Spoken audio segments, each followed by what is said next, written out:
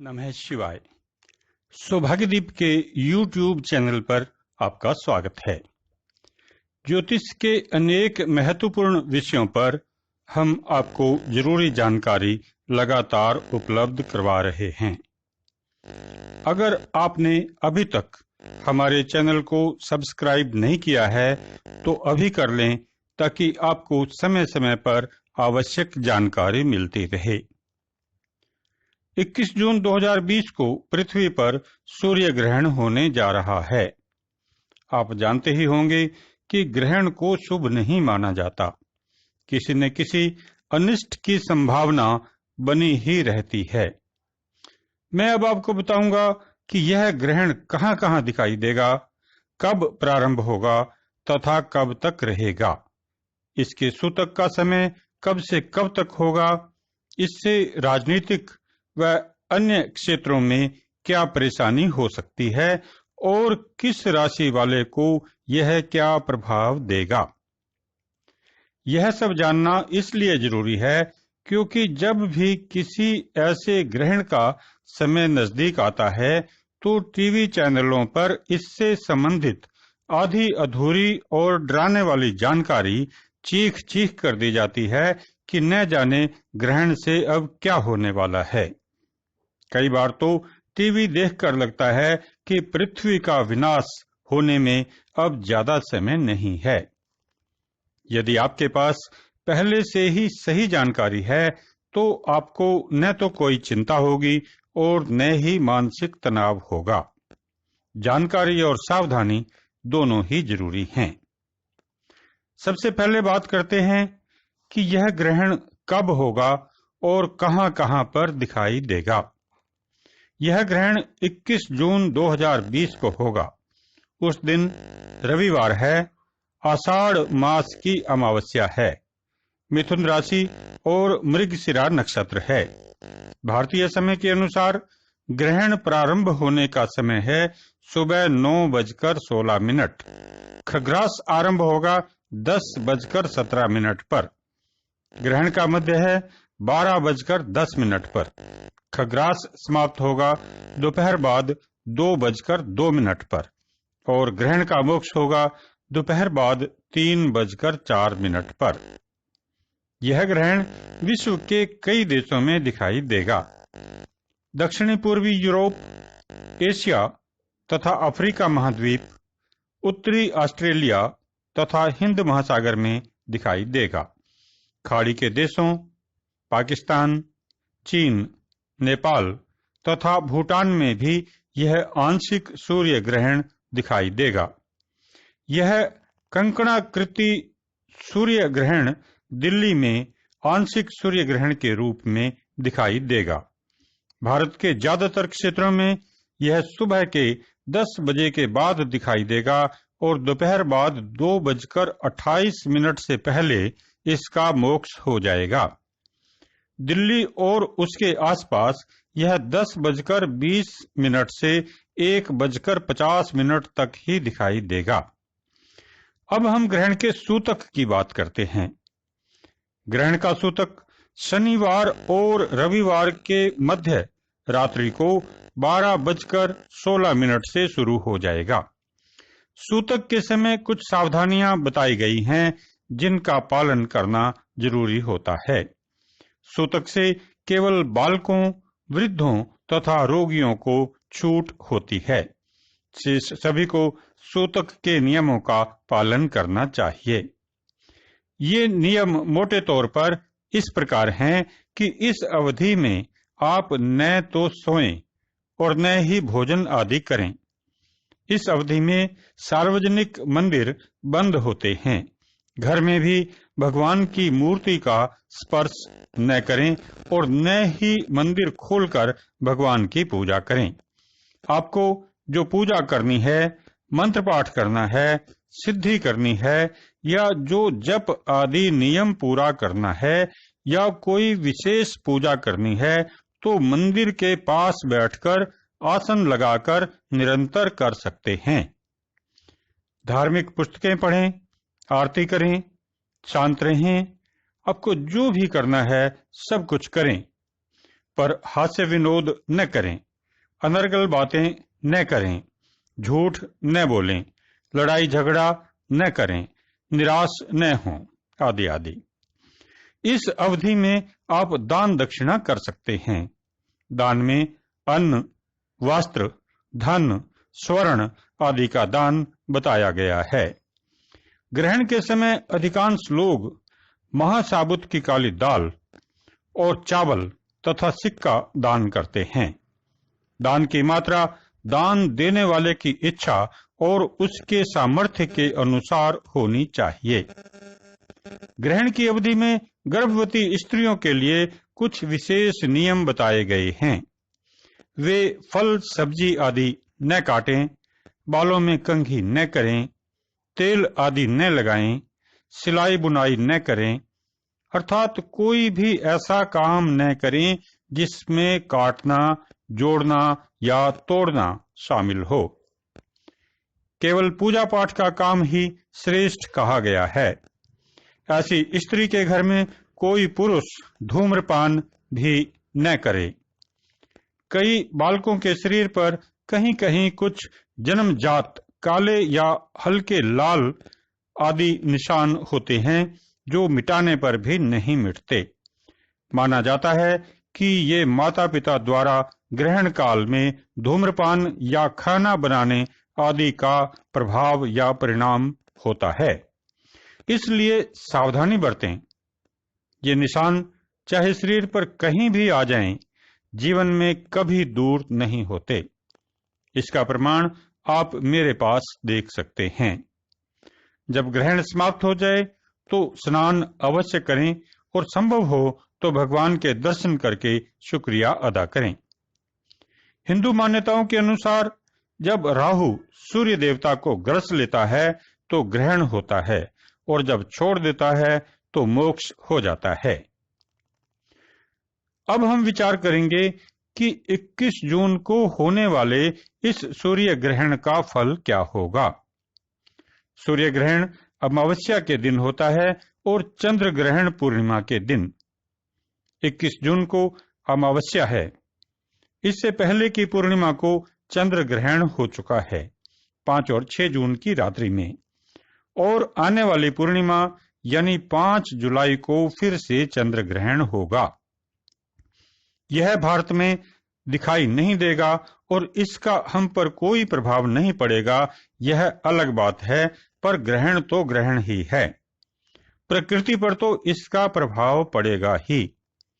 संसार की घटनाओं और राजनीति पर इसका प्रभाव अवश्यंभावी है।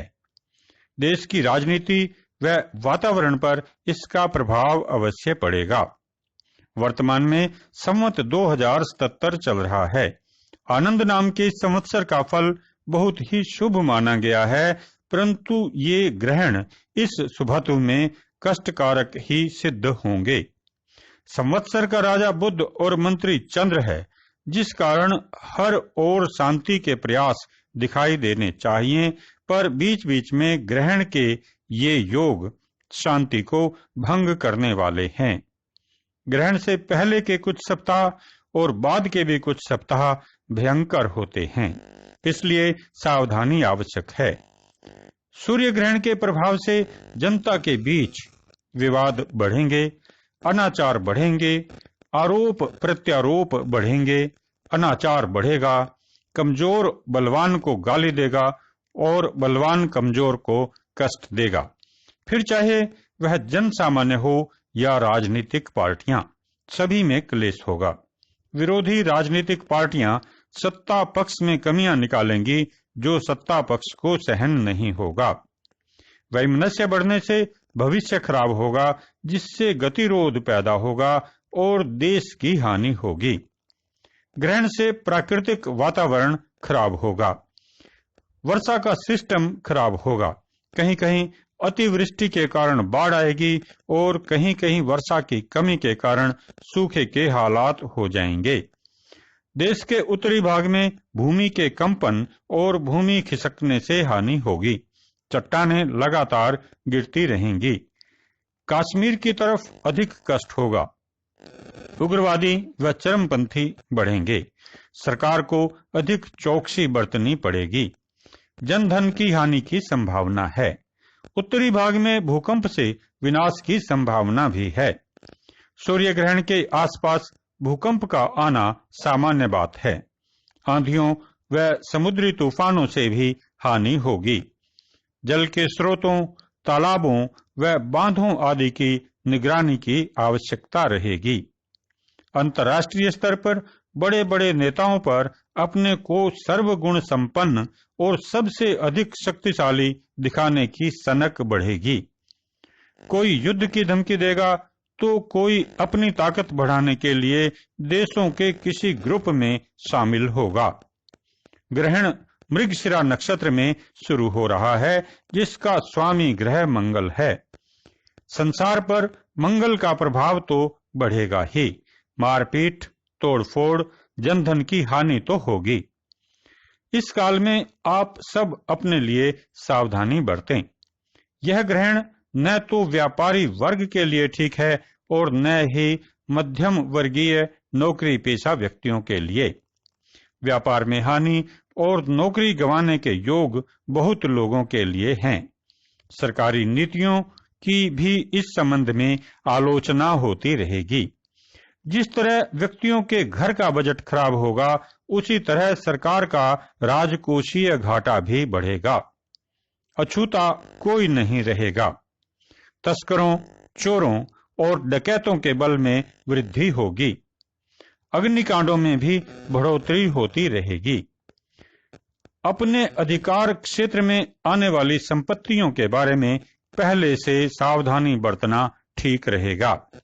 ग्रहण के प्रभाव से खाद्य पदार्थों के भावों में तेजी आने के योग हैं। अब हम राशियों के बारे में बात करते हैं। सूर्य ग्रहण से किस राशि को क्या लाभ मिलेगा या क्या हानि मिलेगी, इसे समझ लेना भी जरूरी है। यह ग्रहण मिथुन राशि और मृगशिरा नक्षत्र में लग रहा है। हालांकि ग्रहण के आरंभ होने के समय कर्क लगन चल रहा होगा, परंतु अधिक महत्व राशि का ही है। ग्रहण के समय की ग्रह स्थिति इस प्रकार रहेगी। सूर्य, चंद्र, बुध और राहु ग्रह मिथुन राशि में स्थित हैं। केतु धनु में है। शनि व गुरु मकर में हैं। मंगल कुंभ राशि में है तथा शुक्र वृष राशि में स्थित है। सबसे महत्वपूर्ण बात यह है कि ग्रहण के समय बुध, गुरु, शुक्र व शनि ग्रह वक्री हैं। वक्री का अर्थ है उल्टी दिशा की ओर चलना। सूर्य व चंद्र कभी भी वक्री नहीं होते। राहु केतु हमेशा वक्री ही चलते हैं। केवल मंगल ग्रह ऐसा है जो उस समय मार्गी होगा, यानी कि सीधा चल रहा होगा। शेष चार महत्वपूर्ण ग्रह बुध, गुरु, शुक्र व शनि वक्री हैं और राहु केतु को मिलाकर वक्री ग्रहों की संख्या 6 हो जाती है। इतने वक्री ग्रह शुभ फल नहीं करते, इसलिए चिंता और भी बढ़ जाती है। अब हम देखते हैं कि किस राशि वाले को चिंता करनी चाहिए और किसके लिए यह ग्रहण लाभदायक है। सबसे पहले मेष राशि। मेष राशि का स्थान मिथुन से 11वां है। आपको आर्थिक लाभ तो मिल सकता है, परंतु मानसिक चिंताएं बढ़ेंगी। क्रोध पर नियंत्रण रखना आवश्यक है ताकि आपको अपने रोजगार में कोई हानि न हो। कुल मिलाकर आपको मिश्रित परिणाम मिलने वाले हैं। आपने जहां कहीं से भी धन लेना है वह अटका रहेगा। मिलने की उम्मीद कम है। पहले ही प्रयास करना ठीक है। आर्थिक लेन देन में अपने नजदीकी व्यक्तियों से भी सावधानी बरतें। केवल पारिवारिक सदस्य ही आपके सहायक रहेंगे। अब वृष राशि। वृष राशि वालों को ग्रहण का लाभदायक परिणाम मिलेगा। आर्थिक स्थिति पहले से बेहतर होगी। बिना प्रयास किए ही लाभ मिलने की संभावना बनी रहेगी। यदि आप अपने संपर्कों में वृद्धि कर लेते हैं तो ग्रहण आपके लिए पारिवारिक व व्यावसायिक क्षेत्रों में बहुत लाभदायक सिद्ध होगा। नौकरी व व्यवसाय के माध्यम से धन लगातार आता रहेगा। पारिवारिक सुख शांति के भी लक्षण हैं। परिवार में वृद्धि के लिए ग्रहण से लाभ ही मिलेगा। विकास व समृद्धि की दृष्टि से भी ग्रहण आपके लिए लाभदायक है। अब मिथुन राशि। ग्रहण मिथुन राशि में है, इसलिए आपको बहुत सावधानी बरतनी है। व्यवसाय में हानि, अस्थिरता, निर्णय लेने में गलती व जल्दबाजी तथा बाद में पछतावा आदि संभव हैं। दोस्ती, दाम्पत्य जीवन व पार्टनरशिप में आप सावधानी बरतें, क्योंकि आपको सबसे अधिक खतरा इन क्षेत्रों में ही है। बिना किसी कारण के आपसी संबंधों में खटास व तनाव बढ़ेगा। अपनी वाणी पर नियंत्रण रखें तथा सोच विचार करके ही बात करें। अपने पारिवारिक सदस्यों से मधुर संबंध बनाए रखना आपके लिए आगे चलकर हितकर होगा। अब कर्क राशि। आपकी राशि का स्वामी ग्रह चंद्र होता है। सूर्य व राहु चंद्र के साथ होने से आपकी राशि का बल क्षीण हो जाता है। आपको रोगों के प्रति सावधान रहना होगा। शरीर में रोग प्रतिरोधक क्षमता कम हो जाएगी। इस कारण कुछ समय आपको परेशानी होगी। आर्थिक रूप से भी समय अच्छा नहीं रहेगा। कुछ दिन शांतिपूर्ण रहकर विश्राम करना आपके लिए लाभदायक उपाय है। केवल ऐसे मित्रों से ही इस अवधि में बात करें जो आपको निराशा में न डालते हों। अब सिंह राशि। सिंह राशि मिथुन से तीसरे स्थान पर आती है। राशि का स्वामी सूर्य, राहु व चंद्र के साथ है। आपको बिना किसी कारण से दूसरों से हानि, आरोप व निराशापूर्ण व्यवहार का सामना करना पड़ेगा। झूठे आरोप आप पर लग सकते हैं। कुछ समय के लिए अधिक सावधान रहने की आवश्यकता है। दुर्घटना से परेशानी भी संभव है। ओम नमो भगवते वासुदेवाय मंत्र से आपकी रक्षा होती रहेगी। अब कन्या राशि। आपके लिए ग्रहण से लाभ की स्थिति है। धन योग के लक्षण हैं। कार्य सिद्धि होगी। नए कार्यों की योजनाएं भी बनेगी। ये आपके लिए सफलता के द्वार खोल सकती हैं। समय का सावधानी पूर्वक उपयोग करें ताकि आप जीवन में आगे बढ़ सकें। पारिवारिक जीवन व मित्रों से लाभ के लिए भी समय अच्छा है। अब तुला राशि। आपकी राशि मिथुन से पांचवी है।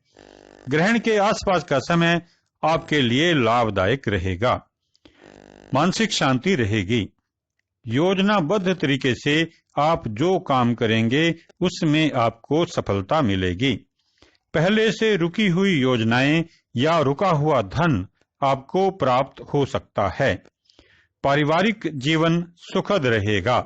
नए प्रेम संबंध मधुर रहेंगे व परिवार में खुशी का वातावरण होगा। ग्रहण की अवधि में दान, पूजा पाठ व मंत्र सिद्धि से आपको भविष्य में लाभ मिलेगा। अब वृश्चिक राशि। आपकी राशि ग्रहण की राशि मिथुन से छठे स्थान पर है। छठा स्थान ऋण, रोग व शत्रु आदि का स्थान होता है। आप न तो इस अवधि में ऋण लें और न ही अस्पतालों के चक्कर लगाएं। अस्पताल के चक्कर लगाने से आपको रोग तुरंत जकड़ सकता है। रोग प्रतिरोधक क्षमता में वृद्धि करना आपके लिए शुभ रहेगा। शत्रुओं से सावधानी भी बनाकर रखें। अपने मित्रों के साथ इस अवधि में अपनी गोपनीय जानकारी शेयर न करें। आपके पास कितना धन है या क्या क्या आपकी योजनाएं हैं, ये सब बताना भी आपके लिए हानिकारक ही सिद्ध होगा।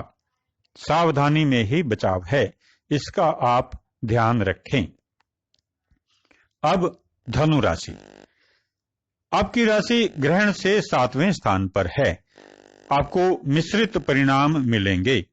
पारिवारिक जीवन में शांति की स्थिति है, परंतु चोट आदि लगने से डर भी है। चोरी, डकैती या दुर्घटना आदि में हानि की संभावना है। ओम श्री विष्णुवे नमः मंत्र का जप करने से ठीक रहेगा। नई योजनाएं व पार्टनरशिप आदि कुछ समय तक स्थगित रखें। आर्थिक कार्यों के लिए अभी कुछ समय अच्छा नहीं है। अपनी बैंक डिटेल, डेबिट व क्रेडिट कार्ड आदि की जानकारी शेयर करना आपके लिए हानिकारक रहेगा। अब मकर राशि। मकर राशि मिथुन से अष्टम में आती है। आपकी राशि में अभी शनि व गुरु का गोचर चल रहा है। गुरु अपनी नीच राशि में है। अष्टम स्थान विघ्न बाधाओं का होता है और इससे व्यक्ति की कुल आयु का अनुमान लगाते हैं। ग्रहण के फल के अनुसार आपके लिए समय योग कारक नहीं है। अचानक धन हानि के योग बनेंगे। आपको अपने विश्वास पात्र व्यक्तियों से ही धोखा मिलेगा। आपकी मान प्रतिष्ठा बनी रहेगी, परंतु आर्थिक क्षेत्र आपके लिए खाली ही लग रहे हैं। आपके पास जो धन है, आप उसे ही सुरक्षित रख लें तो यही आपके लिए जीत होगी। अब कुंभ राशि। आपकी राशि मिथुन राशि से नवम स्थान पर है। इसे भाग्य स्थान कहा जाता है। यदि आप समय का सही उपयोग कर लें तो ग्रहण आपके लिए कुछ समय तक भाग्य वृद्धि लाने वाला ही सिद्ध होगा। अपनी योजनाओं को आप मूर्त रूप दे सकेंगे। आपको संपर्कों से लाभ मिलने के लक्षण हैं। नई योजनाएं व नए व्यक्ति जो इस अवधि में आपको मिलेंगे, वे आपके लिए लंबे समय तक सहायक सिद्ध होंगे। अपने संपर्कों से लाभ उठाने का आप प्रयास अवश्य करें। और अब अंत में मीन राशि। मीन राशि ग्रहण की राशि मिथुन से 10वें स्थान में है। 10वां स्थान व्यवसाय व प्रगति का होता है। आप इस अवधि में बड़ी बड़ी योजनाएं बनाएंगे, परंतु आपको लाभ मिलने के लक्षण कम हैं। कारण मैं आपको बताता हूं। ज्योतिष विज्ञान है और इसकी अपनी पद्धति है। हर घटना के पीछे एक कारण होता है, या यूं कहें कि हर परिणाम ग्रह स्थिति पर निर्भर है। इसे समझने के लिए केवल प्रारंभिक ज्ञान ही चाहिए। मीन राशि का स्वामी ग्रह गुरु है, जो इस समय मकर राशि में अपनी नीच स्थिति में है। इसके अतिरिक्त यह केवल 1 डिग्री का है, यानी इसके अंदर आपको आर्थिक लाभ देने की क्षमता है ही नहीं। यह आपको आश्वासन तो दे सकता है, परंतु धन से आपकी जेब नहीं भर सकता। इसलिए समय लाभदायक नहीं है, परंतु प्रयास से पीछे न हटें। शायद कुछ न कुछ मिल ही जाए। संपर्क बढ़ेंगे जो आगे चलकर काम आएंगे। आपके काम की सब सराहना करेंगे, परंतु धन की स्थिति अच्छी नहीं रहेगी। अपना ध्यान रखें। आपको सूर्य ग्रहण के बारे में जो जानकारी मैंने दी है, वह सब कुछ सरल व स्पष्ट है। ग्रहण का समय आदि सब पंचांग पर आधारित है। अगर यह जानकारी पहली बार में समझ न आए तो सारी जानकारी को दोबारा से सुन लें। अगर अच्छी लगे तो वीडियो को लाइक करें।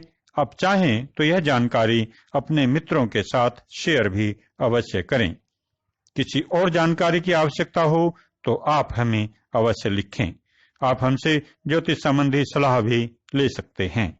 हमारा पता है सौभाग्यदीप 74 ring road market, Sarojini Nagar, नई दिल्ली। फोन नंबर है 9990594444 987 3209999। धन्यवाद।